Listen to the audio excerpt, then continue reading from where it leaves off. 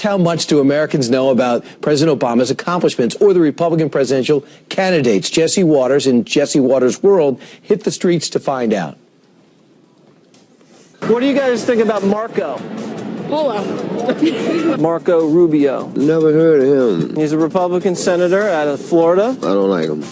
Wow, there you go. This along with studies showing Americans are poorly informed on government and politics. So is it time to revisit a test for people to be able to vote? Joining us around to debate this, conservative columnist Ann Coulter and executive director of the Accountability Project, Nomiki Konst. Welcome to both of you. Thank you. All right, Ann, does it bother you that your vote counts as much as somebody that does not know what's going on? More than I can say. I just think it should be, well, for one thing, a little more difficult to vote. There's nothing unconstitutional about literacy tests.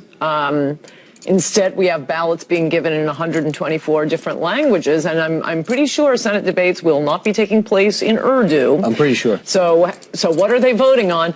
And my main point is I would let Democrats do all of the vote theft they can get away with, but I would limit voting day to one 24-hour period. Yeah, I do. The whole mail-in thing, unless you're serving in the military. Otherwise, they're just bringing in the bushels of the... That's not true. But no, that's never been proven true. It's been filmed. I know you don't feel that way, but does it bother you at all that people who can't name the vice president or don't know how many senators in the state vote count as much as you? I mean, I don't know. Sure, their vote counts as much as but I don't know if the vote.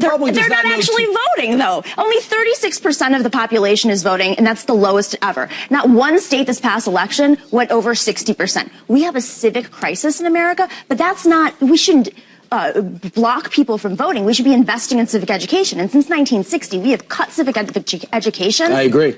Drastically across the board. So the real problem is in the education system, which Republicans are defunding state by state. And let's build on this. If we want to build up civic education, what a great way to do it, to force people to understand what's going on before we allow them to vote. Well, that's fine, but until that happens, maybe we could check to see if they can name the vice president before letting them vote. And as for more civic education, that usually means the 12 years of Chinese-style propaganda in the public schools, which only means you are dumber than someone who has not gone to school. I don't know about that. 1 in 3 citizens can't pass a citizen test, but people who are coming to America and become citizens who may not speak English as their first language are passing citizens tests. So we have an issue here that goes beyond like what language somebody speaks. It really has to do with investing in Americans. So how about having a literacy test? Well, it's against the law. It violates the 14th and the 25th Amendment. It's against the 1965 Voting Rights Act. You know, it totally does. Courts have ruled this. But in case anyone ever pulls this on you, viewers, the truth of the matter is fake literacy tests were used by Democrats after the Civil War to prevent blacks from voting. And then the law changed. Say, 100 years later. Many jelly beans are in the jar or something, and they would just allow every white person, oh, yes, you did it, and they wouldn't allow blacks to use it. Again, continuing the long tradition of Democratic vote theft. Well, how about this? Those literacy tests are unconstitutional. But that was 100 years ago. The president took this a step further about a month ago, and he said, I have an idea. Let's make it mandatory like they do in Brazil. Yeah. Let everybody vote. Let's do it. Let's everybody vote. And then people will take it seriously. Maybe they'll read a little bit before. You know, maybe they'll do some more research. That's not true. The reason Democrats want this is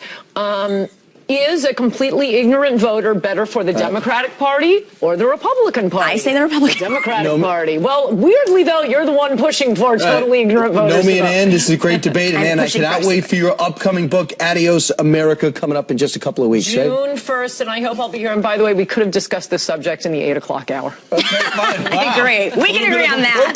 In the morning. Everyone's a little bit edgy because it's tax day. Thanks, ladies, for coming in.